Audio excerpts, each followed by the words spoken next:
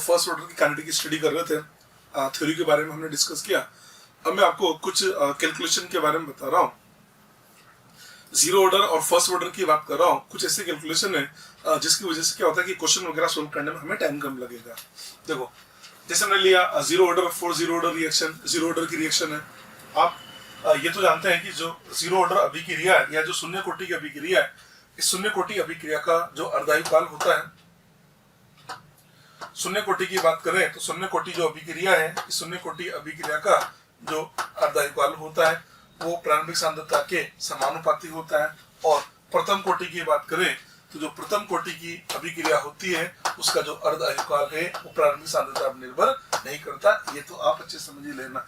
मैं basically zero और first दोनों को कंपेयर कर रहा हूँ, या मैं जीरो ऑर्डर ले रहा हूँ और अगले पेज पे मैं फर्स्ट ऑर्डर ले रहा हूँ। समझते चलना, ये जीरो ऑर्डर है। मैंने मान लिया मेरे पास एक क्रिया कारक है, समझते चलना, मेरे पास एक क्रिया कारक है जिसकी प्रारंभिक सांद्रता का मान 100 है। ये 100 उसकी प्रारंभिक सांद्रता है, ठीक है। जैसे एक अर्धायुकाल हुआ, एक अर्धायुकाल होते क्रिया कारक की सांद्रता 100 से 50 हो जाएगी। अगला अर्धायुकाल होगा तो क्रिया कारक की सांद्रता 25 हो जाएगी। अगले अर्धायुकाल में क्रिया कारक की सांद्रता होगी 12.5 और एक और अर्धायुकाल होगा तो क्रिया कारक की सांद्रता होगी 6.25। इसका मतलब एक अर्धायुकाल के बाद क्रिया कारक की सांद्रता होगी 50, दो अर्धायुकाल के बाद होगी 25, तीन अर्धायुकाल के बाद 12.5 और चार अर्धायुकाल के बाद में 6.25। या ऐसे समझे, जैसे हमें देखना एक अर्धायुकाल के बाद कितना प्रतिशत बचेगा। जब भी प्रतिशत वाले सवाल सोल्व करने हो ना तो प्रारंभ में 100 ले लिया करो, तो इस प्रारंभ में 100 लिया। एक अर्धायुकाल हुआ तो कितना बचा भाई, अर्धायुकाल का मतलब 50 चला गया तो 50 बच गया, तो इसका मतलब एक अर्धायुकाल के बाद में 50% बच जाता है। अच्छा, दो अर्धायुकाल के बाद कितना बचेगा, दो का मतलब एक ये हो गया, एक ये हो गया, तो दो अर्धायुकाल के बाद कितना बचा 25। 25 बचने का मतलब 100 लिया, 25 बचा यानी 75 चला गया। तो मैं से बोल सकते हैं एक अर्धायुकाल का मतलब 50% का विघटन होना, दो अर्धायुकाल का मतलब 75% का विघटन होना, या ऐसे बोल सकते 25% का बचना। चलो यहाँ चले, ये एक अर्धायुकाल हो गया, ये दूसरा हो गया, तीन अर्धायुकाल हो गए। आप देख पा रहे हैं तीन अर्धायुकाल के बाद में 12.5 बचा, तो 100 में से 12.5 को माइनस करें तो आ जाएगा 87.5। इसका मतलब ये हुआ कि एक अर्धायुकाल का मतलब 50% विघटित होना, दो अर्धायुकाल का मतलब 75% विघटित होना, तीन अर्धायुकाल का मतलब 87.5% वियोजित होना, और चार अर्धायुकाल का मतलब, चार का मतलब आप देख सकते हैं चार अर्धायुकाल बाद कितना बचा 6.25 लिया 100 में से 6.2 को माइनस करो, ये आता है 93.75। इसका मतलब चार अर्धायुकाल के बाद 93.75% विघटित हो जाता है। तो ये सीधी सीधी गणित आप याद कर लीजिए। मतलब आपको याद क्या करना है, एक अर्धायुकाल में 50% विघटित होता है, दो अर्धायुकाल में 75% विघटित होता है, तीन अर्धायुकाल में 87.5% वियोजित होता है, और चार अर्धायुकाल के बाद में 93.75 विघटित होता है। ये तो विघटित होता है। और बचा कितना, तो बचा तो इसे बोल देना एक अर्धायुकाल के बाद 50 बचेगा, दो अर्धायुकाल के बाद 25 बचेगा, तीन अर्धायुकाल के बाद 12.5 बचेगा, और चार अर्धायुकाल के बाद में 6.25 बचेगा। समझ में आ गई बात।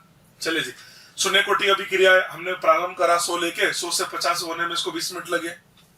मैंने मान लिया 20 कैसे लगे, मैंने मान लिया कि 100 से 50 होने में कितने लगे, 20 मिनट लगे। इसका अर्धायुकाल 20 है।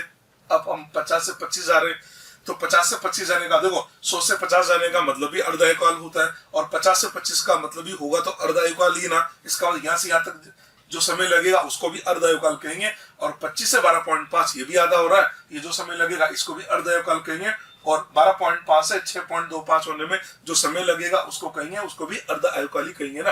अब देखो 100 से 50 होने में 20 मिनट लगे। हमने क्या बोला, जो शून्य कोटि अभिक्रिया है उसका अर्धायुकाल प्रारंभिक सांद्रता के समानुपाती है। अगर प्रारंभिक सांद्रता को दुगुना करोगे अर्धायुकाल दुगुना होगा, प्रारंभिक सांद्रता आधी तो अर्धायुकाल भी आधा। तो देखो 100 से 50 होने में अर्धायुकाल कितना 20 है, जब 100 से 50 हो रहे तो प्रारंभिक सांद्रता 100 है। अब हम 50 से 25 जा रहे हैं, तो जब 50 से 25 जा रहे हैं तो ये भी अर्धायुकाल है, पर 50 से 25 का मतलब पहले प्रारंभिक सांद्रता 100 थी, अब प्रारंभिक सांद्रता होगी 50, तो प्रारंभिक सांद्रता होगी आधी, तो अर्धायुकाल भी हमारा आधा हो जाएगा। इसका मतलब शून्य कोटि अभिक्रिया में 100 से 50 होने में अगर 20 मिनट लगते हैं तो 50 से 25 होने में 10 मिनट लगेंगे। इसी प्रकार हो सकते हैं 25 से 12.5 होने में 5 मिनट लगेंगे, और 12.5 से 2.5 होने में 2.5 मिनट लगेंगे। इसका मतलब अर्धायुकाल का मान आधा होता चला जा रहा है। हमें सब हो सकते हैं शून्य कोटि अभिक्रिया के अंदर क्रमागत अर्धायुकाल का मान क्रम से आधा होता चला जाता है। ये लीजिए, ये रिजल्ट याद कर लेना। चलिए जी, ये तो हमने क्रमागत अर्धायु लिया, अब सारे मान में 0 से ले रहा हूं, मतलब यहाँ से लिया प्रारंभ से। तो 100 हम यहाँ थे, 100 से 50 होने में जो समय लगा उसको बोला अर्धायु और ये होगा 20 मिनट। अब हम मान रहे हम यहाँ से चले, 100 से चले और हम कहाँ तक आ गए, ये 25 तक आ गए। तो हमें देखना है कि 100 से 25 तक जाने में कितना समय लगेगा। यहाँ से यहाँ तक 20 लगा, यहाँ 10 लगा, तो टोटल 30 मिनट, और इसको बोलेंगे 75%। तो बोल सकते हैं इसका जो 75% टाइम है वो 30 मिनट होगा। नेक्स्ट 100 से चले और हम कहाँ तक आ गए, ये 12.5 तक आ गए। तो 100 से 12.5 में कितना समय लगेगा, तो 20 मिनट ये लगे, 10 मिनट ये लगे, 5 मिनट ये लगे, कितने हो गए भैया, 35 मिनट। और कितने अर्धायु हुए, 1, 2 और 3, और 3 अर्धायु का मतलब 87.5%। तो बोल सकते हैं इसका जो 87.5% टाइम 35 मिनट होगा। और 100 से अगर हम 6.25 पे चले तो कितना समय लगेगा, तो 20 मिनट ये रहा, 10 ये रहा, 5 ये रहा, 2.5 ये रहा, इसको बोलते हैं 37.5 मिनट। और ये बन गया हमारा 93.75% टाइम। ये हमने कैलकुलेशन किसके लिए, शून्य कोटि अभिक्रिया के लिए। सेम एग्जैक्टली ऐसे किसी कैलकुलेशन में प्रथम कोटि की समझा रहा हूं। देखो प्रथम कोटि में चले, ये प्रथम कोटि में वो प्रथम कोटि की खास बात क्या है, इसका जो अर्धायु काल है वो प्रारंभिक सांद्रता पर निर्भर नहीं करता है। तो प्रारंभिक सांद्रता हमने 100 मान ली, 100 से 50 हुआ, मैंने मान लिया 20 मिनट लगता है। अब 50 से 25 हुआ तो ये भी होगा तो अर्धायु काल। पर अभी भी क्या बोला, प्रथम कोटि का अर्धायु काल प्रारंभिक सांद्रता पर निर्भर नहीं करेगा। इसका मतलब 100 से 50 होने में 20 लगेंगे, तो 50 से 25 में भी 20 लगेंगे, 25 से 12.5 में भी 20 लगेंगे, और 12.5 से 6.25 में भी 20 लगेंगे। ऐसे बोल सकते हैं प्रथम कोटि अभिक्रिया के अंदर क्रमागत अर्धायु काल का मान समान होता है। ये लीजिए, ये सारा मान समान हो गया।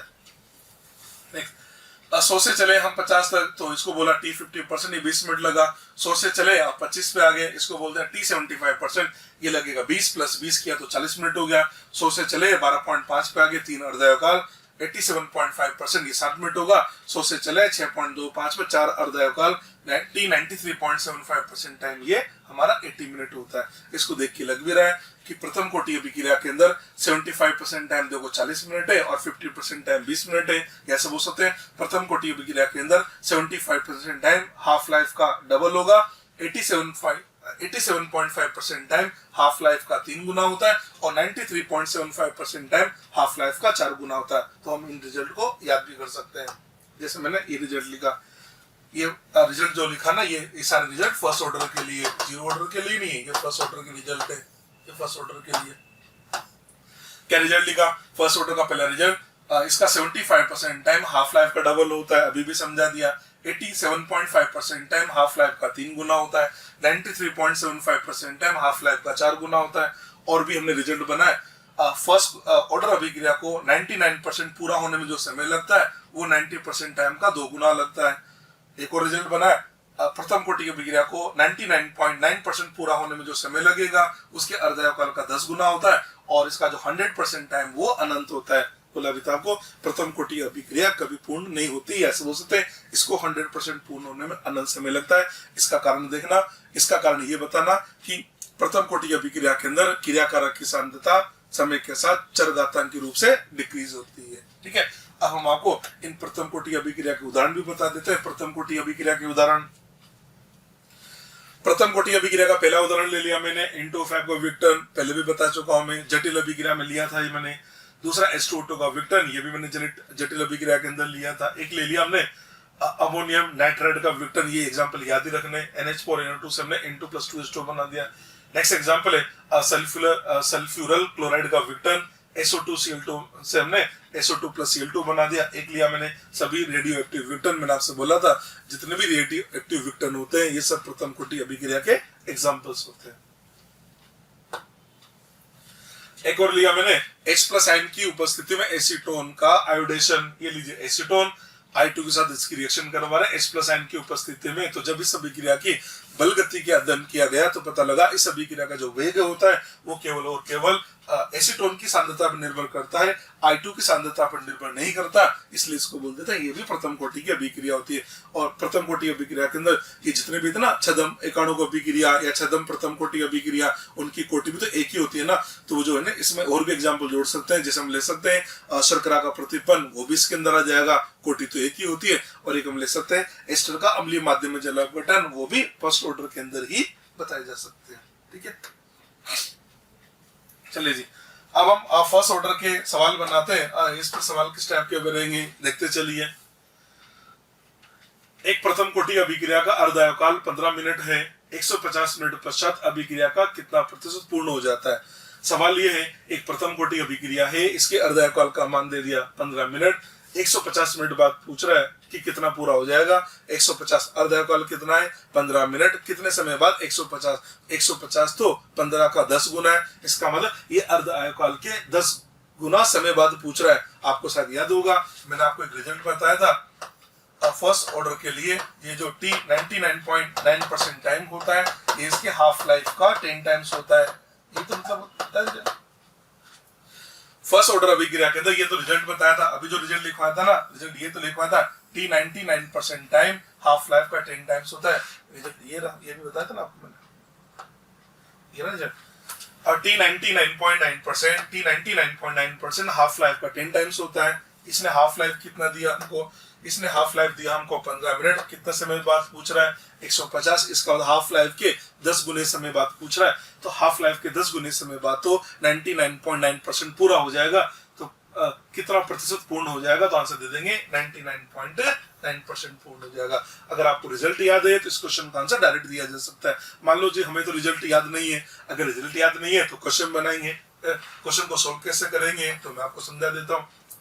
फर्स्ट ऑर्डर का सवाल है। फर्स्ट ऑर्डर के लिए k बराबर लिखा जाता है, k बराबर होता है 2.303 upon t log of a upon a minus x। जब भी परसेंटेज वगैरह के सवाल आए ना तो प्रारंभ में आप 100 मान लिया करो, k का मान लिखे। अब k का मान क्या लिखा जाएगा, इसने अर्धायुकाल दे रखा है तो हम क्या करते हैं, अर्धायुकाल से फर्स्ट ऑर्डर का k निकाल लेते हैं। याद है ना, k बराबर होता है ना, अर्धायुकाल होता है ना फर्स्ट ऑर्डर का 0.693 अपॉन k, तो k बराबर क्या लिखा जाएगा 0.693। अच्छा मैं 0.693 वैसे लिख देता हूँ 2.303 इंटू log 2 लिखते हैं ना अपन, log 2 का मतलब ये 0.30 अपॉन ये लीजिए इक्वल टू 2.303 अपॉन t, और t कितना दे रखा है 150 मिनट, ये 150 log of a upon a minus x। a को हमने 100 मान लिया अपॉन a माइनस x निकाल लेते हैं, यहाँ से हम a माइनस x लेकर आते हैं। ठीक है, इसको सोल्व करें तो देखिए इससे ये कैंसिल हो गया, ये इससे 10 टाइम्स कैंसिल हो जाएगा। 10 को इधर मल्टीप्लाई कर दिया बनेगा 3, तो यहाँ से हमारे पास आ रहा है, यहाँ से हमारे पास आ गया log 100 upon a minus x। इसका वैल्यू हमारे पास आ जाएगा 3, यहाँ तक पहुंच गए अपन। ठीक है, इसका एंटी लॉग ले, इसका एंटी लॉग ले तो ये बन जाता है 100 upon a minus x equal to 10 to power 3। ठीक है, या यहाँ से देखने से पता लग रहा है a माइनस x का मान आ रहा है 100 अपॉन 1000। 100 अपॉन 1000 को बोलते हैं 0.1, ये आ जाएगा 0.1। इसका मतलब a माइनस x कितना है 0.1 ने a 100 लिया, x तो फिर आपके 99.9 आ जाएगा ना। आपसे ये तो पूछा ना कितना विघटित हुआ, तो आंसर क्या देंगे 99.9% विघटित हुआ। अगर आपसे बोलता कितना बचा तो आंसर देंगे 0.1 बच गया। ये इसकी पूरी अप्रोच मैंने आपको बता दी है, ये क्वेश्चन को सोल्व करने का तरीका है। हाँ, अगर आपको रिजल्ट याद है तो क्वेश्चन आपका डायरेक्ट सोल्व हो जाएगा। याद रख लेना, प्रथम कोटि अभिक्रिया को 99.9% पूर्ण होने में जो समय लगता है वो उसके अर्धायुकाल का 10 गुना होता है। ठीक है जी। अगला सवाल, एक प्रथम कोटि अभिक्रिया ऐसे उत्पाद बना दिया 40 मिनट में क्रियाकारक एक ही सांद्रता का मान 0.1 से 0.025 m हो जाता है। अभिक्रिया का वेग ज्ञात करें जब क्रियाकारक की एक ही सांद्रता का मान 0.01 है। प्रथम कोटि का सवाल है और आपसे अभिक्रिया का वेग पूछ रहा है, तो आपको याद होगा प्रथम कोटि का सवाल है तो वेग बराबर क्या लिखोगे, के सांद्रता की पावर 1, सांद्रता तो दे रखी 0.01। कुल मिला के इस क्वेश्चन के अंदर हमको के निकालना पड़ेगा। अब के कैसे निकालेंगे, तो देखो के निकालने के लिए क्वेश्चन के अंदर क्या दरकार है, क्रियाकारक की सांद्रता 0.1 से कितनी होगी 0.025 होगी, वो भी 40 मिनट में। अब आप ये देखें 0.1 से 0.025 होने का मतलब कितना परसेंट हुआ। आप इसे देखो ना, ये 0.1 था, 0.1 से कितना हो गया, 0.1 से ये हो गया 0.025 m हो गया, कितना हो गया, इसका मतलब ये तो 75% हो गया ना यार। इसका एक तरह से हमको t 75% दे रखा, 40 मिनट, ये 40 मिनट दे रखा, t 75%। आप इससे हाफ लाइफ निकाल लीजिए। आपको याद है फर्स्ट ऑर्डर के अंदर 75% टाइम हाफ लाइफ का डबल होता है, तो 75% टाइम अगर 40 मिनट है, इसका हाफ लाइफ हमारे पास आ जाएगा 20 मिनट, और हाफ लाइफ से के निकालना तो बहुत आसान होता है, के बराबर लिख देते ना 0.693 अपॉन टी हाफ, ये लीजिए 20, ये मिनट इनवर्स, ये मेरे पास में के आ गया, ये के निकाल लिया हमने। ठीक है, हमसे ये पूछ रहा है सवाल के अंदर कि इसका वेग क्या होगा। वेग का मान कब पूछ रहा है, जब सांद्रता का मान 0.01 है, फर्स्ट ऑर्डर का क्वेश्चन है, तो फर्स्ट ऑर्डर का रेट क्या लिखा जाएगा, फर्स्ट ऑर्डर का रेट आएगा ना, रेट बराबर के सांद्रता की घात 1, के की जगह हम लिख देते हैं 0.693 अपॉन 20, ये तो हमारा के हो गया, इंटू सांद्रता, ये हमको दे रखी है 0.01। ठीक है, रेट है तो ये लिख दिया जाएगा, यूनिट आ जाएगी इसके लिए मोल पर लीटर पर मिनट। ये इस क्वेश्चन का आंसर आ जाता है। ठीक है, आप इसको सोल्व कर सकते हैं। इसको सोल्व करें तो ये बन जाता है 0.693, इसको मैं अरेंज करूं, ये लिख दिया मैंने 0.693 upon 2 into 10 to power -3, capital M का मतलब मोल पर लीटर पर मिनट। इसको बना दिया ना, एक जीरो ये लिया और 10 टू पावर -2 10 टू पावर -3 कर दिया। हाँ, एक काम करते हैं, 0.693 को 2 से डिवाइड किया तो 0.693 अपॉन 2, इसको हम डायरेक्ट लिख देते हैं, ये आपके पास आ जाता है 0.346। ठीक है, या into 10 to power -3 capital M minute inverse. ठीक है, इसको 3.46 भी लिख सकता हूं मैं, इसको मैं से लिख देता हूं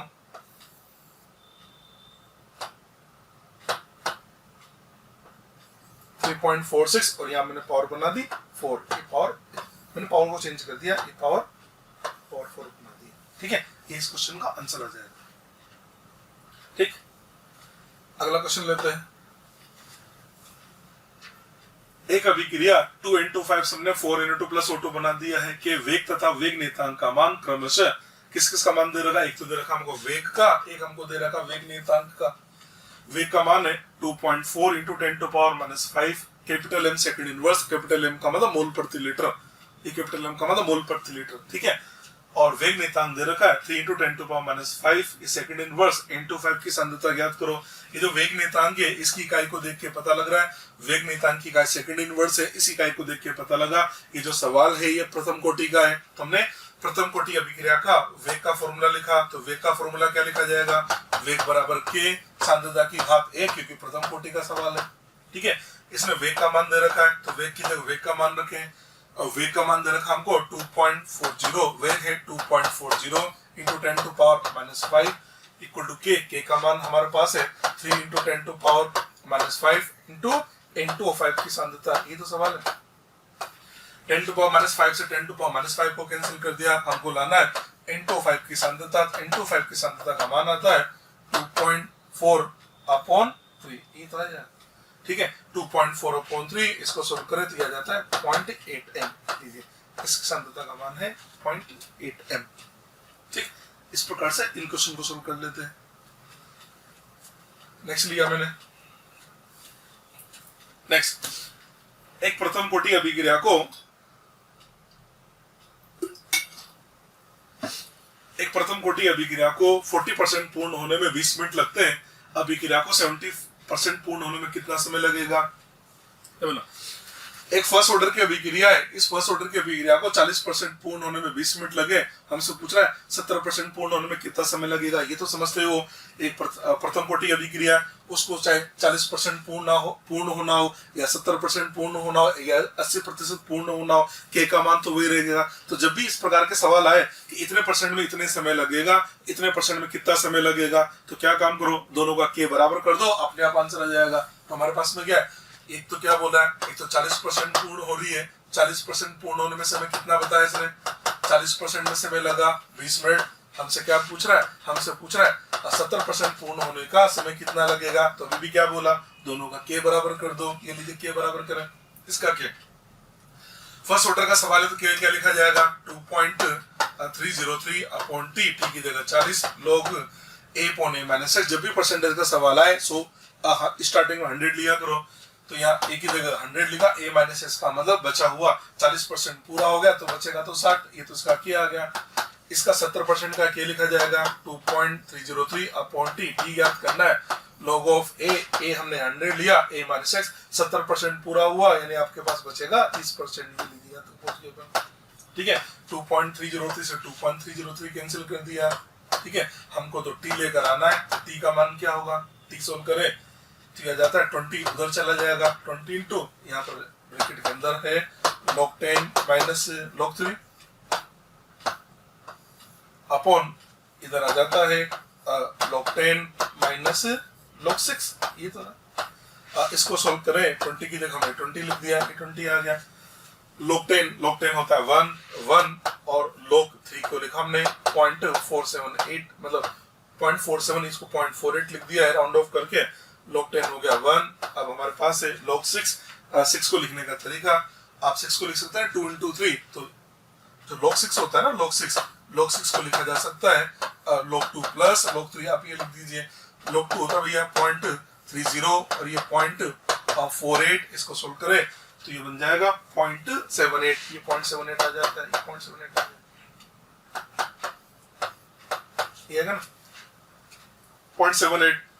ठीक है, 1 में से हमने 0.48 को माइनस किया तो ये बनेगा 0.52 और 1 में से 0.78 को माइनस किया तो 0.22, तो 0.52 पॉइंट्स कौन हटा देंगे तो 52 अपॉन 22, ये लीजिए, इस क्वेश्चन का आंसर आ जाएगा।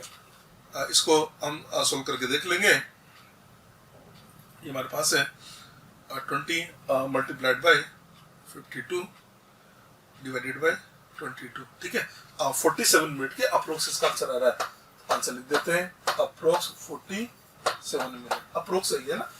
ठीक है, अगला क्वेश्चन देखें। एक प्रथम कोटि अभिक्रिया के अर्धकाल का मान 60 मिनट है, अभिक्रिया को 90% पूरा होने में कितना समय लगेगा।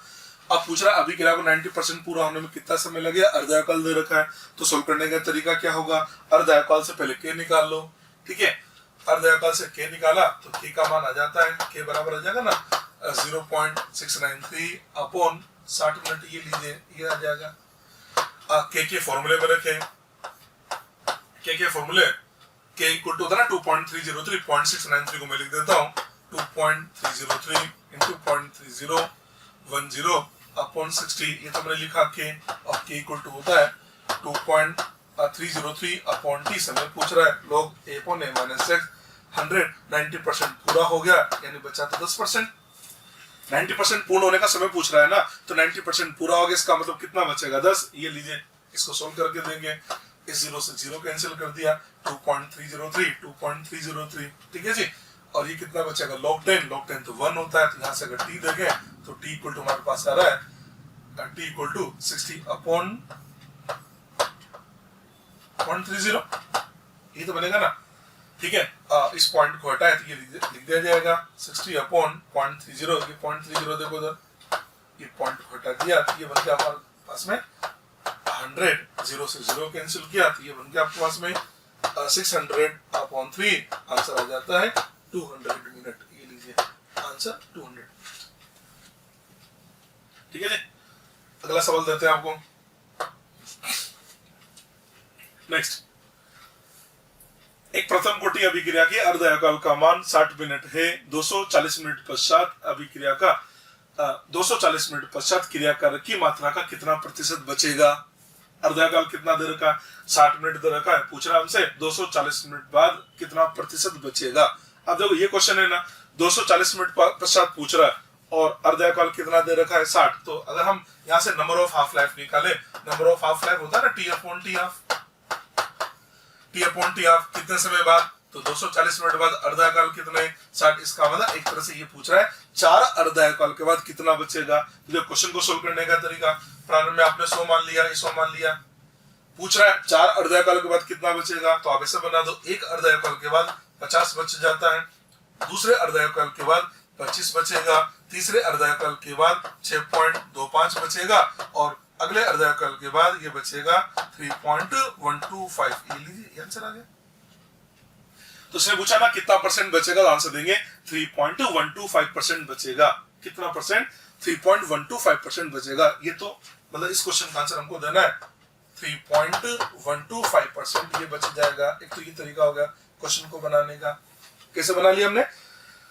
60 मिनट दे रखा, अर्धकाल कितने समय बाद पूछा, 240 मिनट के बाद हमने देखा कितने अर्धकाल हुए, तो चार अर्धकाल हो गए। आपसे बोला था ना एक अर्धकाल के बाद 50 बचता है, 2 अर्धकाल के बाद 25 बचेगा, 3 अर्धकाल के बाद 12.5 बचता है, 4 हाँ एक अर्धकाल के बाद 50 बचता है, 2 अर्धकाल के बाद 25 बचेगा, 3 अर्धकाल के बाद 6.25 बचता है, सॉरी 3 अर्धकाल के बाद 12.5 बचेगा, 12.5 इसको ठीक कर देता हूं मैं, दोबारा से बना देते हैं इसको। हमारे पास नंबर ऑफ हाफ लाइफ कितने आ गए? 4 आ गए ना, इधर लिख देता। नंबर ऑफ हाफ लाइफ 4 है, प्रारंभिक सांद्रता आपने 100 मान ली, 100 मान ली। एक अर्धकाल के बाद 50 बचता है, ये लीजिए। दूसरे अर्धकाल के बाद ये 25 बचेगा, ये 25 बच गया। तीसरे अर्धकाल के बाद 12.5 बचेगा और 4 अर्धकाल के बाद में 6.25। इसका मतलब ये जो क्वेश्चन है इस क्वेश्चन का आंसर दे रहा है 6.25%। ये इसका आंसर आएगा 6.25%। ये लीजिए, एक तो ये तरीका है। दूसरा तरीका मैंने ये भी तो बताया था ना, लेफ्ट अमाउंट कितना बचेगा, बोला था ना, एक फॉर्मूला बनाया था लेफ्ट अमाउंट, बची हुई मात्रा का फॉर्मूला बनाया था ना, a/2 पावर n। एक 100 मान लिया, 2 पावर n, n का मतलब 4, ये लीजिए 2 की पावर 4, तो 100/2 की पावर 4। 2 की पावर 4 कितना होगा? 2 दूनी 4, 4 दूनी 8, 8 दूनी 16, तो 100/16, 100 में 16 का भाग लगा दिया जाए तो ये भी आता है 6.25%। ये लीजिए, इस क्वेश्चन का आंसर 6.25% आ गया। समझ रहे बात को? ठीक है, अगला क्वेश्चन लेते हैं। अगला क्वेश्चन लिया हमने, एक अभिक्रिया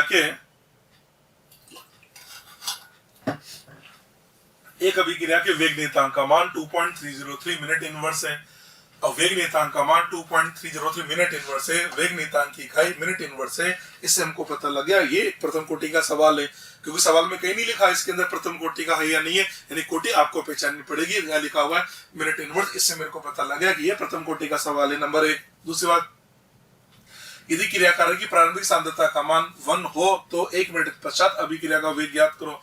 प्रथम कोटि का सवाल है। देखो भाई, तो सवाल कौन से कोटि का है? प्रथम कोटि का है। अब प्रथम कोटि की सवाल है, वेग पूछा जा रहा है, तो वेग बराबर क्या लिखेंगे? के सांद्रता की घात 1 लिखेंगे भैया। ठीक है, अब सांद्रता क्या लिखोगे? सवाल में क्या बोला? प्रारंभिक सांद्रता का मान 1 है, हमसे वेग कब पूछ रहा है? 1 मिनट के पश्चात। आपको एक बात बता देता हूं, अभिक्रिया का वेग के तो नियतांक होता, समय के साथ नहीं बदलता, पर सांद्रता तो समय के साथ बदलेगी ना। अगर ये हमसे बोलता कि प्रारंभिक वेग क्या होगा तो सांद्रता प्रारंभिक रखते हैं। अगर हमसे बोला 1 मिनट के बाद वेग क्या होगा तो यहाँ सांद्रता भी 1 मिनट के बाद रखेंगे। अगर हमसे बोले 30 मिनट के बाद वेग क्या होगा तो सांद्रता भी 30 मिनट के बाद रखेंगे ना। तो इसका मतलब इस सवाल में हमको क्या करना है? वेग नियतांक का मान दे रखा है, वेग नियतांक का मान हमारे पास है 2.303। इसका मतलब इस सवाल में करना क्या है? आपको 1 मिनट के बाद सांद्रता पता लगानी है कि 1 मिनट के बाद क्रियाकारक की सांद्रता कितनी होगी। इस सवाल समझ में आ गया आपको? अब हम देखना चाह रहे हैं 1 मिनट के बाद क्रियाकारक की सांद्रता कितनी होगी, वो पता लगाते हैं। 1 मिनट के बाद क्रियाकारक की सांद्रता कितनी होगी? वेग नियतांक का मान हमको दे रखा है, प्रारंभिक सांद्रता हमारे पास 1 है, तो 1 मिनट के बाद सांद्रता पूछा जा रहा है, तो हमने वेग नियतांक का फॉर्मूला लगाया। तो ये वेग नियतांक का फॉर्मूला होता है ना, k बराबर होता है 2.303 upon t log a upon a minus x। समझ के k का मान हमको दे रखा है, k बराबर हमारे पास है 2.303। इसकी जगह लिखा मैंने 2.303 इक्वल टू ये 2.303 t 1 मिनट के बाद log ऑफ a, प्रारंभिक सांद्रता 1 अपॉन यहाँ से मेरे को a माइनस x निकालना पड़ेगा।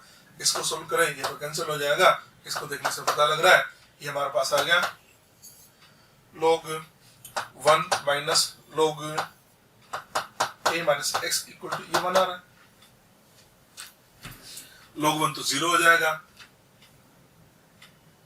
log 1 तो हुआ हमारे पास 0, तो हम इसे बोल सकते हैं, इससे कैंसिल हो गया, log 1 minus log a minus x equal to 1। log 1 तो 0, तो इसको मैं ऐसे लिख सकता हूं, ये तो हो गया 0, तो हम ऐसे लिख सकते हैं log a minus x equal to -1 आ रहा है, एंटी लोग लिया तो a minus x equal to आता है 10 टू पावर -1। 10 टू पावर -1 का मतलब 0.1, ये लीजिए 0.1 आ गया। इससे मेरे को पता लग गया कि 1 मिनट के बाद क्रियाकारक की सांद्रता हो जाएगी 0.1। 1 मिनट के बाद क्रियाकारक की सांद्रता कितनी होगी 0.1, तो यहाँ सांद्रता की जगह लिखा मैंने 0.1, इसका आंसर दे दिया हमने 0.23 मोल पर लीटर पर मिनट। ये लीजिए, ये क्वेश्चन सोल्व हो गया। ठीक है, बहुत अच्छा क्वेश्चन है। जनरली बच्चा क्या करता है, बच्चे लोग करते क्या है, ये फॉर्मूला लिखते हैं, के का मान ये रख देता है और एक की जगह 1 रख के क्वेश्चन को सोल्व कर लेते हैं। जबकि 1 क्या है, वो प्रारंभिक सांद्रता है और वेग कब का पूछ रहा है, तो इस बात का ध्यान रखें, जिस समय का वेग उसी समय की सांद्रता लेनी होती है। ठीक है जी, अगला क्वेश्चन देते हैं आपको। नेक्स्ट क्वेश्चन, एक प्रथम कोटि अभिक्रिया को 60% पूर्ण होने में 40 मिनट लगते हैं, जब क्रियाकारक की प्रारंभिक सांद्रता का मान 10 है। ठीक है, यदि प्रारंभिक सांद्रता का मान 20 कर दिया जाए तो अभिक्रिया को 60% पूरा होने में कितना समय लगेगा। सवाल समझना आपको, सवाल समझना। 60% पूर्ण हो रहा है, 60% पूर्ण होने में कितना समय लगा, 40 मिनट लगा, जब प्रारंभिक सांद्रता का मान 10 है। देखो 60% पूर्ण होने में कितना समय लगा, 40 मिनट लगा, जब प्रारंभिक सांद्रता 10 है। अब हमसे क्या बोल रहा है, प्रारंभिक सांद्रता का मान अगर 20 कर दे तो 60% को पूर्ण होने में कितना समय लगेगा। आप ये तो समझते होंगे ना, प्रारंभिक सांद्रता कुछ भी करो, के का मान तो वही रहेगा। तो हम क्या करते हैं, एक बार प्रारंभिक सांद्रता का मान 10 है उस समय के लिखे, जब प्रारंभिक सांद्रता का मान 20 करा उस समय के लिखे, और के दोनों को बराबर आएगा। अब मैं के कब का लिख रहा हूं, जब प्रारंभिक सांद्रता का मान 10 है, तो के का मान, के क्या होता है 2.303 अपॉन टी। टी कितना बता रहा है 40 मिनट। लोग ए अपॉन ए माइनस परसेंटेज वाले सवाल को बनाने के लिए ए 100 ले लिया, 40% पूर्ण हुआ यानी कितना, 60% पूर्ण हुआ यानी कितना बचा 40, तो ये 40 ले दिया, ये तो उसका किया गया। अच्छा नहीं, अब इसमें प्रारंभिक सांद्रता 10 दे रखी ना, तो जो दे रखी है ना उसी को लेके सोल्व करना पड़ेगा। प्रारंभिक सांद्रता दे रखी 10, तो वही लेके चलते हैं। प्रारंभिक सांद्रता 10 अपॉन कितना परसेंट पूरा हुआ, 60% पूरा हुआ, इसका मतलब ये हुआ कितना बचा 40, तो 10 का 40% क्या होगा 4, तो 10/4 लिख देता हूँ। ये एक तरह से 5/2 आ रहा है, ये तो इसका क्या आ गया इक्वल टू। अब आपने प्रारंभिक सांद्रता का मान कितना कर दिया 20, तो इस समय क्या लिखे, इसका क्या आ जाता है 2.303 अपॉन टी। समय निकालना है लोग, प्रारंभिक सांद्रता कितनी होगी 20, पूर्ण कितना हो रहा 60%, इसका मतलब 40 बचेगा, यानी एक तरह से 20 का 40% कितना होगा 8। ये लीजिए हमने 8 लिखा, तो इसको सोल्व करें तो ये बन जाता है, ये भी आ जाता है 5/2 बनेगा ना, 10/4 5/2 आ गया।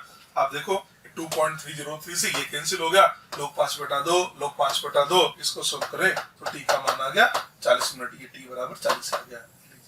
तो इसका मतलब पहले भी समय 40 लगा, अब भी समय 40 ही लगेगा। तो क्या समझ में आया, इसका रिजल्ट ये है कि जो प्रथम कोटि अभिक्रिया है, समझना भैया, एक जो प्रथम कोटि अभिक्रिया है, प्रथम कोटि अभिक्रिया के अंदर आप प्रारंभिक सांद्रता का मान कुछ भी रखो, सेम परसेंटेज को वियोजित होने में देखना, पहले कितना बोला 60%, दोबारा भी 60% बोला, इसका मतलब प्रथम कोटि अभिक्रिया के अंदर सेम प्रतिशत को विकसित होने में समय सेम लगेगा, चाहे क्रियाकारक की सांद्रता का मान कुछ भी लो।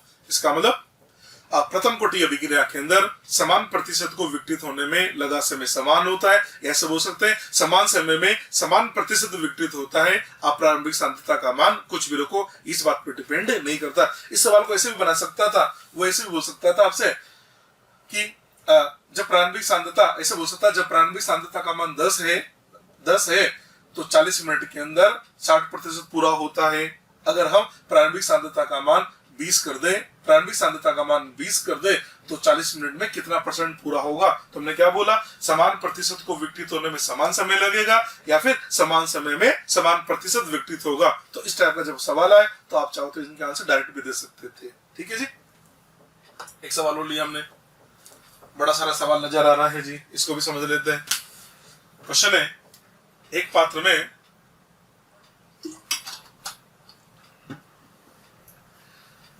में यौगिक ए तथा बी उपस्थित है। दोनों यौगिक प्रथम कोटि अभिक्रिया से विकसित होते हैं। यौगिक ए तथा बी के अर्धकाल का मान क्रमशः 54 तथा 18 मिनट है। यदि ए तथा बी की प्रारंभिक सांद्रता का मान समान हो तो कितने समय पश्चात ए की सांद्रता का मान बी की सांद्रता का 4 गुना हो जाएगा। हमें सवाल दे रखा है कि एक पात्र है, उसके अंदर यौगिक ए और बी दोनों पाए जाते हैं।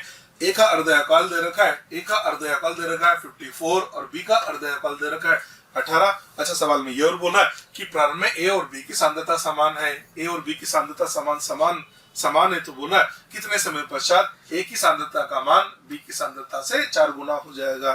ठीक है, अब इस क्वेश्चन को सोल्व करते हैं। देखो मैंने क्या किया, एक तो यौगिक ए ले लिया, ये कंपाउंड मैंने ए ले लिया है जिसका अर्धयोगकाल का मान ये हमको दे रखा 54 मिनट। एक हमारे पास यौगिक बी है, कंपाउंड बी है जिसका जो अर्धयोगकाल है इसका मान दे रखा हमको 18 मिनट, ये 18 मिनट दे रखा है। सवाल में हमसे क्या बोला, दोनों की प्रारंभिक सांद्रता समान है। मैंने मान लिया इसकी प्रारंभिक सांद्रता का मान 100 है, इसकी भी प्रारंभिक सांद्रता का मान 100 होगा। इसका अर्धयोगकाल 54 मिनट है, तो इसका मतलब ये हुआ अगर 54 मिनट के बाद देखें तो 54 मिनट के बाद ए तो 100 से 50 हो जाएगा क्योंकि इसका अर्धयोगकाल 54 मिनट है।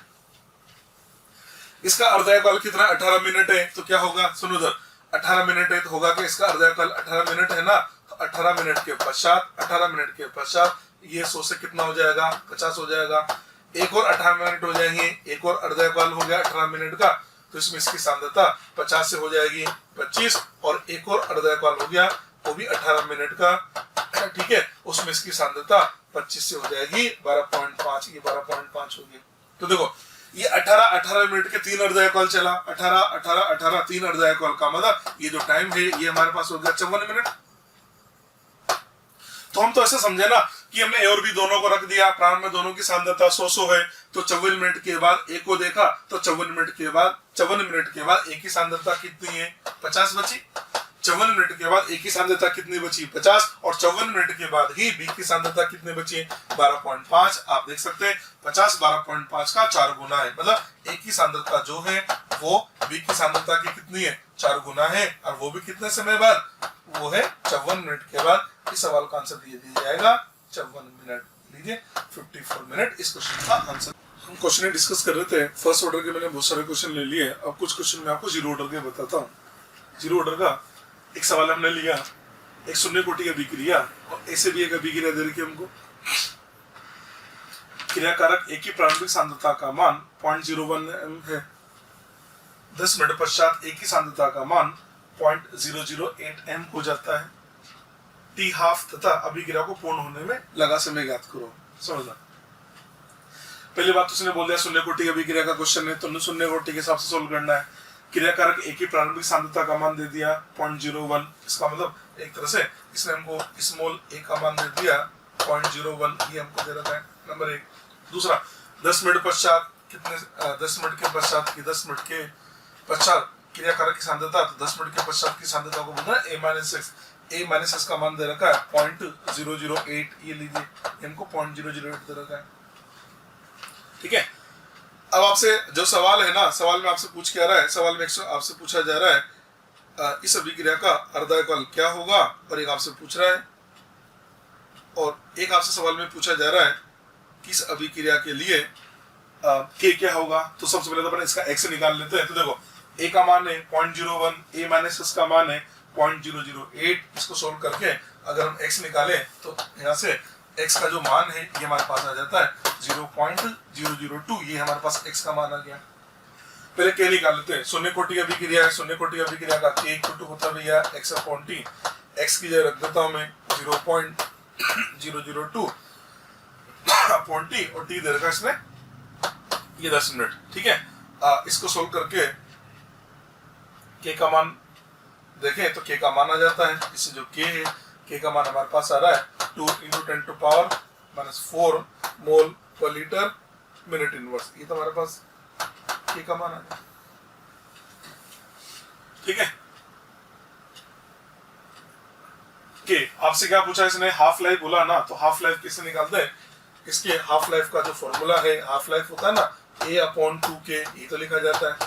a का मान हमारे पास दे रखा है 0.01, ये 0.01 रखा, 2k की जगह मैंने रख दिया 2 × 10⁻⁴, ये लीजिए 10⁻⁴ इधर कर दें, यहाँ से कर देखें तो जो t हाफ है इसका मान आ जाएगा 10⁻⁴ × 0.01, तो ये बनेगा 100, 100/4 ये बन जाता है आपका 25। इसका मतलब इसका जो हाफ लाइफ है वो 25 मिनट आ गया।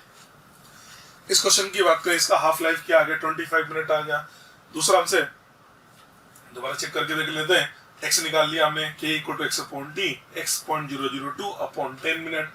इसको सोल्व किया तो 2 × 10⁻², बिल्कुल सही बात है।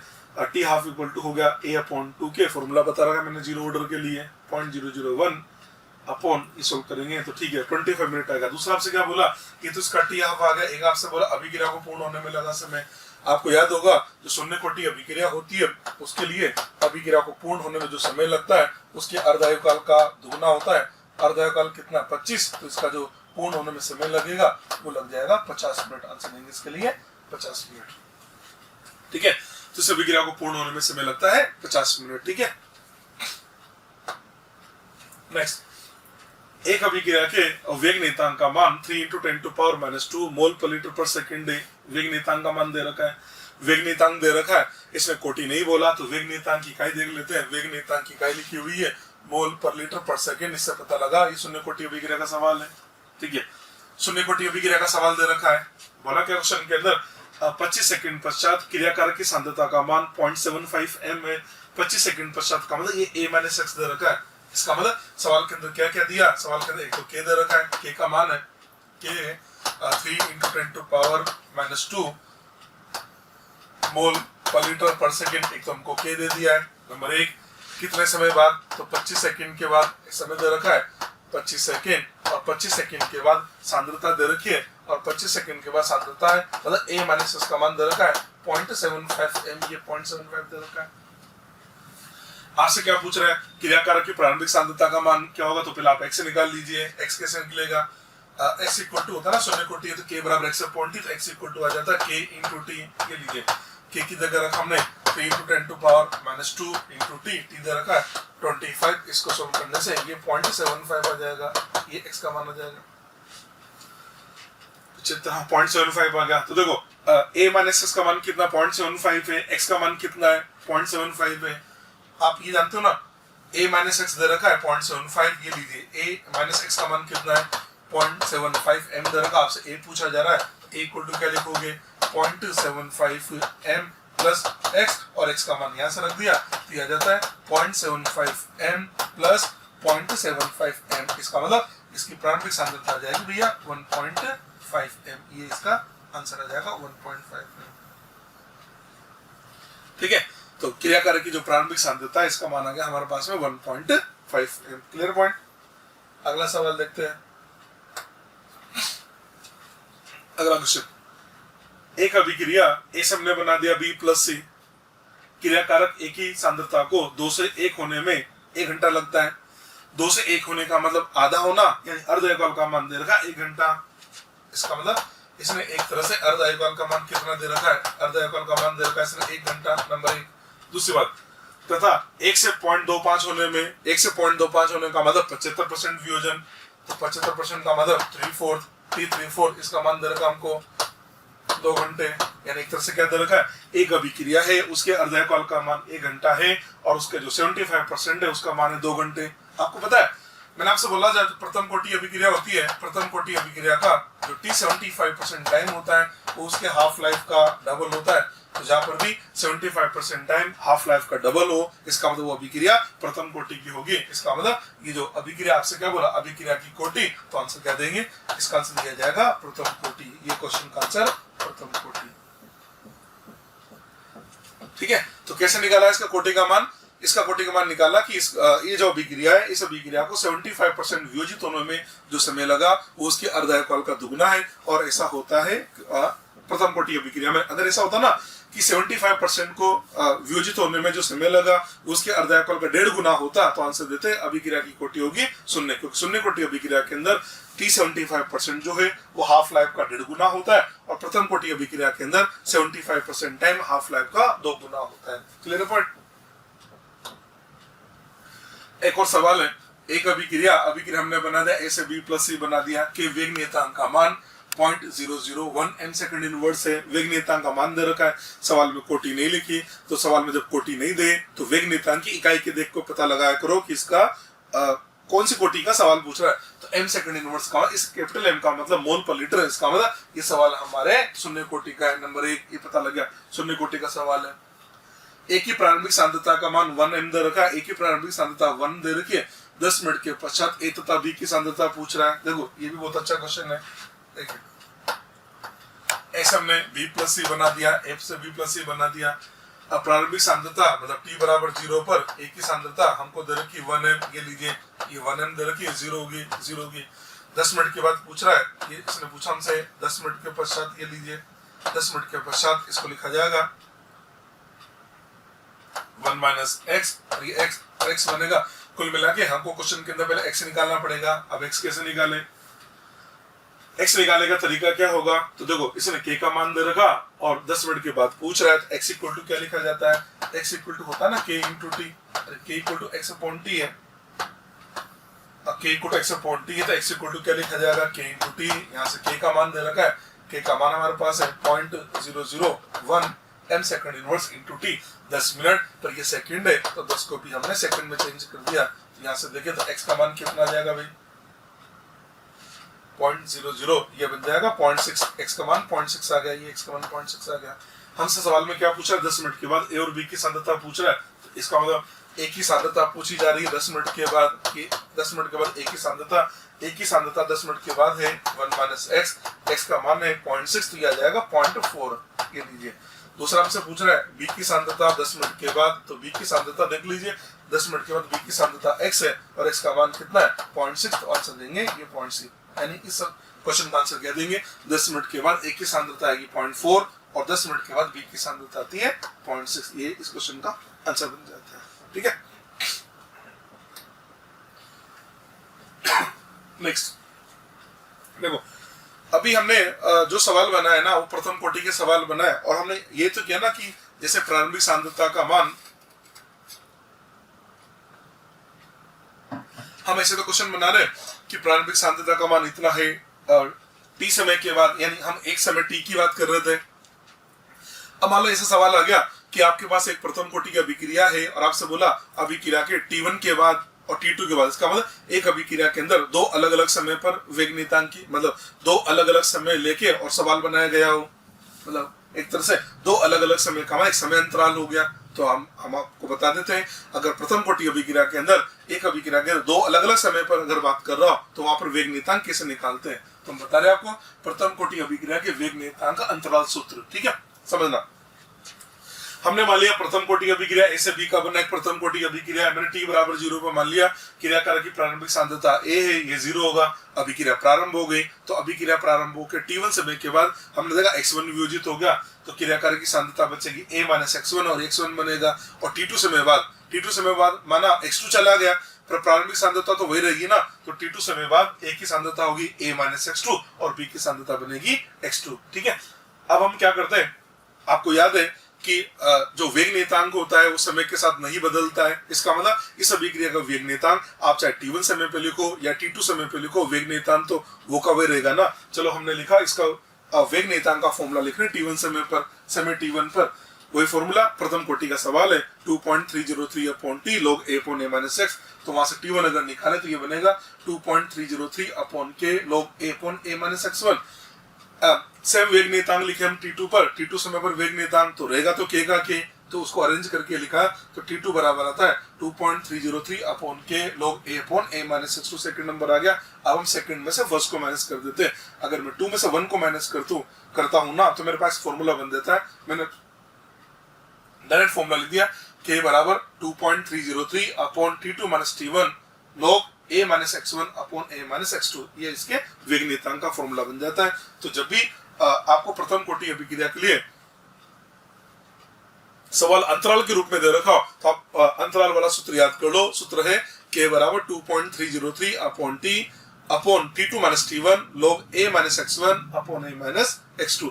a माइनस x1 का मतलब समय t1 पर क्रियाकारक की सांद्रता, a माइनस x2 का मतलब समय t2 पर क्रियाकारक की सांद्रता। इसमें क्वेश्चन बनाता हूँ, ये जो क्वेश्चन में दे रहा हूँ ये नीट के एग्जाम में भी आया हुआ है, बहुत इंपॉर्टेंट क्वेश्चन है, बस आप तो फॉर्मूला याद कर लीजिए। सवाल है एक प्रथम कोटि अभिक्रिया के प्रारंभ होने के 10 तथा 20 मिनट पश्चात अभिक्रिया का वेग क्रमशः 0.04 m सेकंड इनवर्स तथा 0.03 n सेकंड यूनिट्स प्राप्त होता है अभिक्रिया का t हाफ ज्ञात करो। यानी सवाल में क्या बोला, एक प्रथम कोटि अभिक्रिया है, अभिक्रिया प्रारंभ हो रही है, उसके एक तो 10 मिनट के बाद और एक 20 मिनट के बाद उसके वेग दरक है 10 मिनट के बाद वेग है 0.04 और 20 मिनट के बाद वेग दरक है 0.03। सवाल प्रथम कोटि का है। आपको पता है प्रथम कोटि अभिक्रिया का जो वेग है, प्रथम कोटि अभिक्रिया का वेग का फॉर्मूला लिखा जाता है ना, वेग बराबर होता है k सांद्रता की घात 1 प्रथम कोटि है। अब इसमें वेग अलग अलग समय पे दे रखे हैं। एक तो 10 मिनट के बाद, हमने बोला 10 मिनट के बाद जो वेग है वो r1 है, r1 बराबर क्या होगा k इंटू at1, और एक दे रखा है 20 मिनट के बाद r2 इक्वल टू k और ये लिखा जाएगा at2, ये लिखोगे आप। इसको डिवाइड करें तो r1 upon r2 equal to क्या बनेगा, k से k तो कैंसिल हो जाएगा, तुम्हारे पास आ जाएगा at1 अपॉन at2।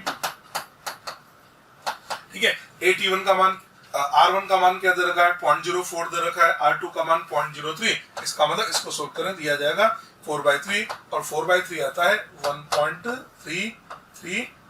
ये लीजिए, ये हमने यहाँ तक निकाल लिया।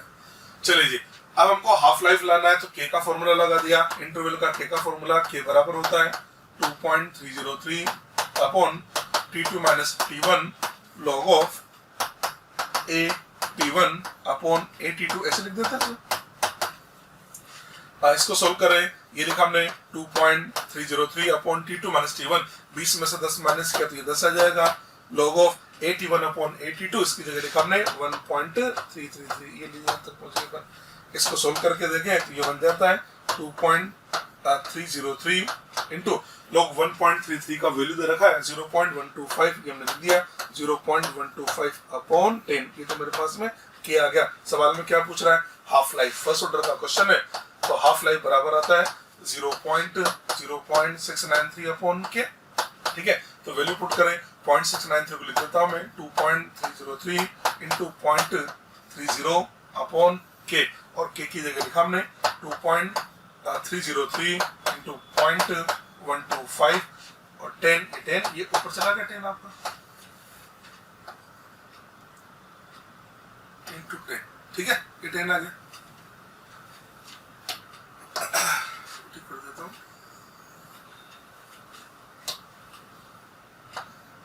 0.30 इंटू 10। ठीक है, अब इसको सोल्व करके देख लेते हैं तो अपना आंसर आ जाता है, ये इससे कैंसिल कर दिया हमने, 0.30 इंटू 10 किया तो ये बनेगा 3, तो ये इधर से आता है 3 अपॉन 0.125। ठीक है, या इसको हम ऐसे लिख सकते हैं 3000 अपॉन 125, 3000 अपॉन 125, इसको डिवाइड कर देते हैं तो ये बन गया आपका 3000 डिवाइडेड बाय 125। इसका जो आंसर है ये आ रहा है हमारे पास में 24 मिनट, ये लीजिए इसका आंसर है 24 मिनट। ठीक है, तो ये मैंने आपको एक इंटरवल का क्वेश्चन करा दिया। ठीक है, नेक्स्ट लेता हूं मैं। देखिए, अभी तक हमने जो प्रथम कोटि अभिक्रिया के बारे में बात कर रहा हूँ, प्रथम कोटि अभिक्रिया के अंदर हमने जितने भी क्वेश्चन बनाए उन क्वेश्चन के अंदर हमें जो इंफॉर्मेशन है, या तो क्या देता है क्रियाकारक की सांद्रताएं दे रखी, मतलब अभी तक हमने जितने भी सवाल बनाए ना उसके अंदर ये तो बोला ना प्रारंभिक सांद्रता का मान इतना है, इतने समय बाद सांद्रता इतनी हो जाती है। अब मैं आपसे ये बात कर रहा हूँ कि जैसे हमारे पास क्वेश्चन आते हैं ना, तो कई बार प्रथम कोटि अभिक्रिया के जो सवाल है या तो वो इनफॉर्मेशन सांद्रता के रूप में दे देगा, अगर सांद्रता के रूप में दे देगा तो हमने सवाल बनाए ना भी, k बराबर 2.303 upon t log a upon a minus x apply करके हमने सांद्रता के सवाल बना दिए। कई बार ये लोग क्या करते हैं, हमें सांद्रता ना देके और सांद्रता की जगह कभी दाब दे देंगे, कभी आयतन दे देंगे और कभी ये घूर्णन कोण के मान दे देते हैं। तो मैं कुछ नोट बता रहा हूँ। तो नोट नंबर 1 क्या लिया कि प्रथम कोटि अभिक्रिया है, उसके अंदर हमको जो इंफॉर्मेशन है वो दे रखी दाब के रूप में। यदि प्रथम कोटि अभिक्रिया में इंफॉर्मेशन दाब के रूप में दी गई हो तो निम्न बल गति के समीकरण काम में लेते हैं। अभी हमने जो फॉर्मूला बनाया था ना प्रथम कोटि का, k बराबर 2.303 upon t log a upon a minus x, इसमें क्या है, इसमें सांद्रता, इसमें इंफॉर्मेशन सांद्रता के रूप में दे रखी है। अब मैं क्या कर रहा हूँ कि आपको इंफॉर्मेशन सांद्रता के रूप में ना देके आपको इंफॉर्मेशन दे रखी है दाब के रूप में, तो फिर फॉर्मूला बनेगा k बराबर 2.303 अपॉन t log, बिल्कुल वैसा का वैसा चल रहा है, वहां लिख देते हैं log a upon a minus x। a को बोलते हैं प्रारंभिक सांद्रता, उसकी जगह लिखा हमने p नोट को बोलते हैं क्रियाकारक का प्रारंभिक दाब, नीचे लिखता था मैं a माइनस एक्स का मतलब क्रिया कारक की समय t पर सांद्रता, उसकी जगह लिखा मैंने pt को मैं बोल रहा हूँ समय t पर क्रिया कारक का दाब, pt है क्रिया कारक का समय t पर दाब, यानी फॉर्मूला वो का वही है, बस a upon a minus x की जगह लिखा मैंने p नोट अपॉन pt। यहाँ पर p नोट क्रिया कारक का प्रारंभिक दाब है और जो pt है वो क्रिया कारक का समय t पर दाब है। यहाँ pt कुल दाब नहीं है, समय t पर क्रिया कारक का दाब है। इसको समझने के लिए मैंने एक एग्जांपल लिया। एक प्रथम कोटि अभिक्रिया ऐसे हमने बना दिया 2b plus c plus d बना दिया, ये गैस है, ये गैस है और ये गैस है और d को सॉलिड लिख दिया है। आगे देखें, क्रिया कारक A का प्रारंभिक दाब P नोट तथा समय t पर कुल दाब का मान PT दे रखा। यहाँ जो PT लिखा ना वो समय t पर कुल दाब है, मैंने जो फॉर्मूला बनाया उसमें PT क्या था, समय t पर क्रिया कारक का दाब, यहाँ PT कुल दाब दे रखा है। अभी क्रिया का वेग नीयतांक ज्ञात करो। अभी सवाल को बनाते हैं। देखो सवाल हमको दे रखा अभिक्रिया क्या दे रखी है, मैं सबसे पहले तो अभिक्रिया लिख देता हूँ। अभिक्रिया ये दे रखी है हमको, ए जो है ना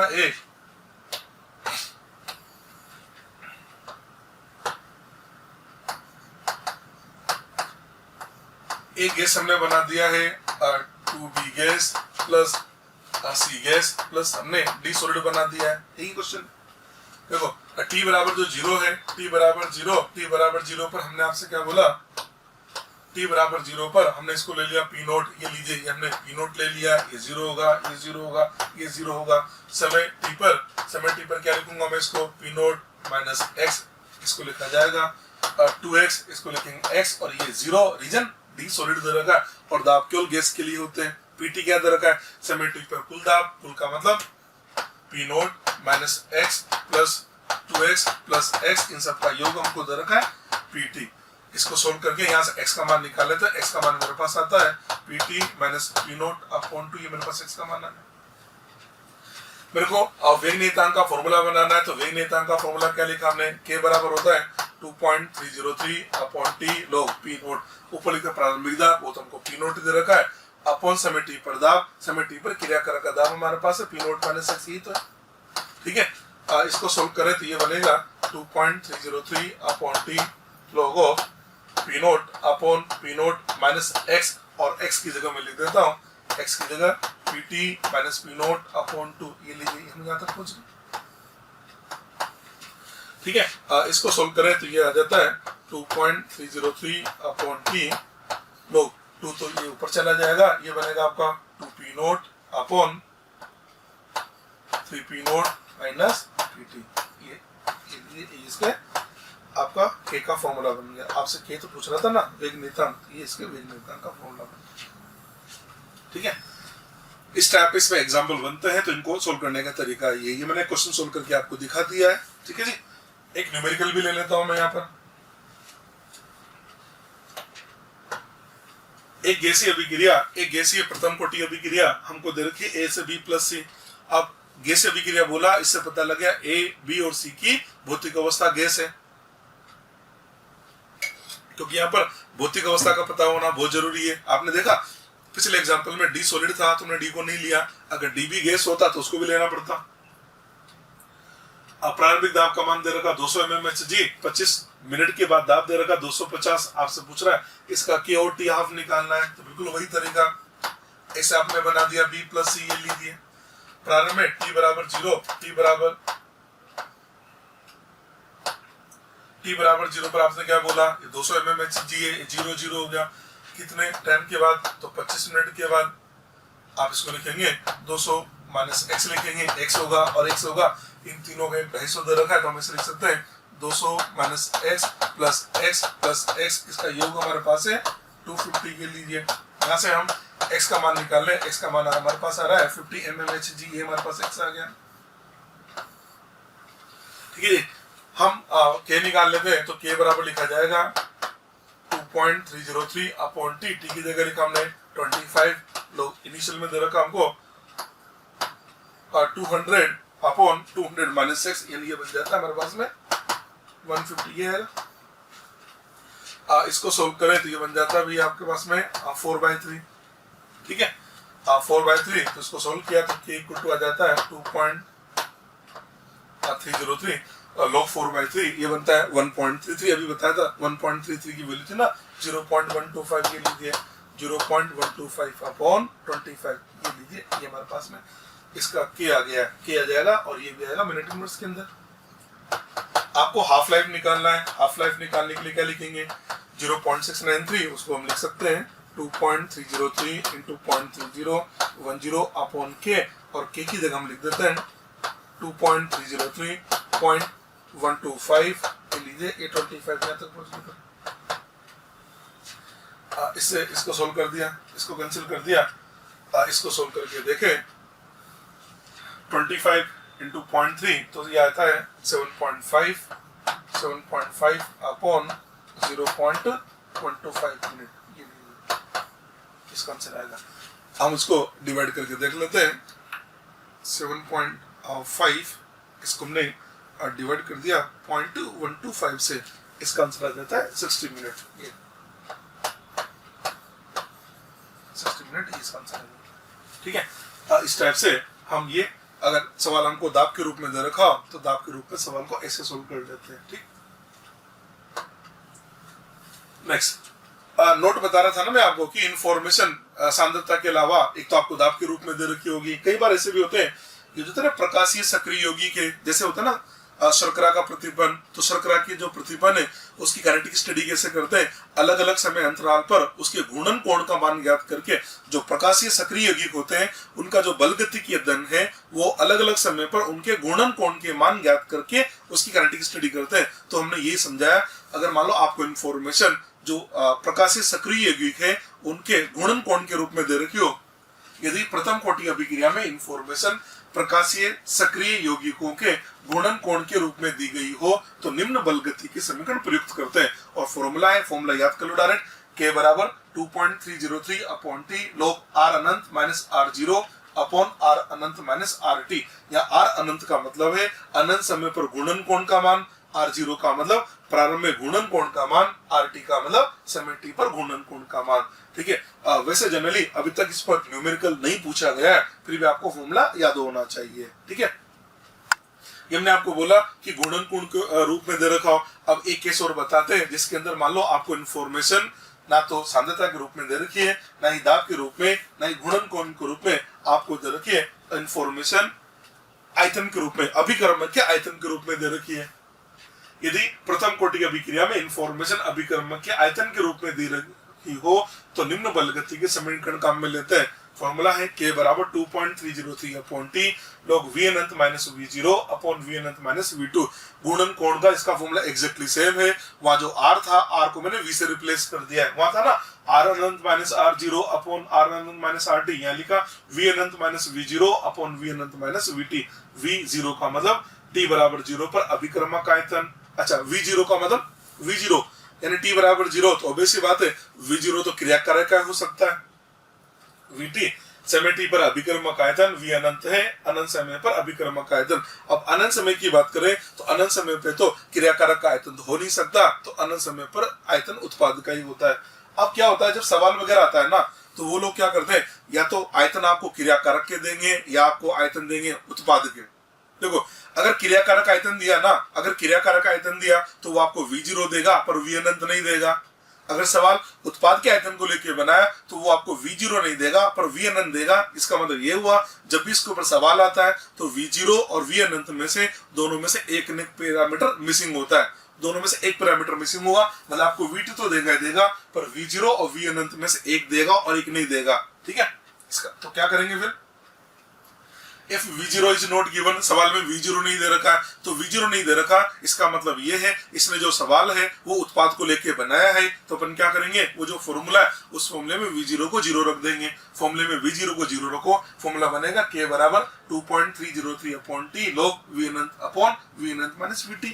पता लगा सवाल उसने बना दिया क्रियाकारक की सांद्रता को लेके तो वो v0 देगा फिर v अनंत नहीं देगा, तो हमने लिखा if v Anant is not given, v अनंत नहीं दे रखा तो फॉर्मूले में से v अनंत को 0 कर दो, फॉर्मूला बनेगा k बराबर 2.303 upon t log v0 upon vt। फिर आपका ये फॉर्मूला बन जाता है। इस पे सवाल बना देता हूं, इस पे जरूर सवाल आ जाता है। एक अभिक्रिया ये क्रियाकारक है, इससे हमने ये उत्पाद बना दिया है, अभिक्रिया का अर्धायुकाल प्रारंभिक सांद्रता पर निर्भर नहीं करता, सवाल में दे रखा है। इसने बोला अभिक्रिया का जो अर्धायुकाल है, अभिक्रिया का अर्धायुकाल प्रारंभिक सांद्रता पर निर्भर नहीं करता है, नहीं करता। इसका मतलब ये हुआ ये अभिक्रिया प्रथम कोटि की। कैसे पता लगा प्रथम कोटि की? क्योंकि सवाल दे रखा है ना, सवाल में लिखा हुआ है अर्धायुकाल का मान प्रारंभिक सांद्रता पर निर्भर नहीं करता, इससे हमको लग गया सवाल प्रथम कोटि का है। नंबर 1। दूसरी बात, 10 मिनट पश्चात 10 लीटर नाइट्रोजन 10 मिनट पश्चात 10 लीटर नाइट्रोजन तथा अभिक्रिया के अंत में 50 लीटर नाइट्रोजन प्राप्त होती है। अभिक्रिया का वेग नियतांक होगा। पता सवाल में क्या दे रखा है? एक तो हमको समय दे रखा है, समय तो कितना दे रखा है? 10 मिनट। दूसरा हमको 10 लीटर दे रखा है, 10 मिनट के बाद इसका मतलब वीटी का मान दे दिया हमको, वीटी का मान दे रखा है इसने 10 लीटर और एक अनंत समय का मतलब इसने वी अनंत का मान हमको दे दिया और वी अनंत हमको दे रखा है 50 लीटर और V0 नहीं दे रखा और V0 यार देगा भी नहीं क्योंकि ये बलगित केतन किसका आयतन नाप रहा है? नाइट्रोजन का। नाइट्रोजन उत्पाद है ना और उत्पाद की सांद्रता T बराबर 0 पे तो शून्य मानते हैं ना। इसका 3 पैरामीटर दे रखे। इसका मतलब हम इसके अंदर वो जो फॉर्मूला है कौन सा फॉर्मूला लगाएंगे जिसमें V0 0 हो। जैसे V0 0 हो तो ये V0 0 तो फॉर्मूला लगेगा K बराबर 2.303 अपॉन T, तो 2.303 अपॉन T, T दे रखा 10 लोग V अनंत अपॉन V अनंत माइनस VT, V अनंत का मान 50, VT का मान 10, तो ये बनेगा 50 अपॉन 40 यानी 5/4, 5/4 1.25। तो आंसर देंगे सेकंड। ये लीजिए ये सेकंड आंसर आ जाएगा। और ये ln का मतलब ये बेसिकली इसने नेचुरल लॉग दे रखा है इसलिए 2.303 नहीं लिया। इस टाइप से हम ये प्रथम कोटि अभिक्रिया के बारे में डिस्कस किया और इसके क्वेश्चन भी सोल्व कर सकते हैं। ठीक है जी।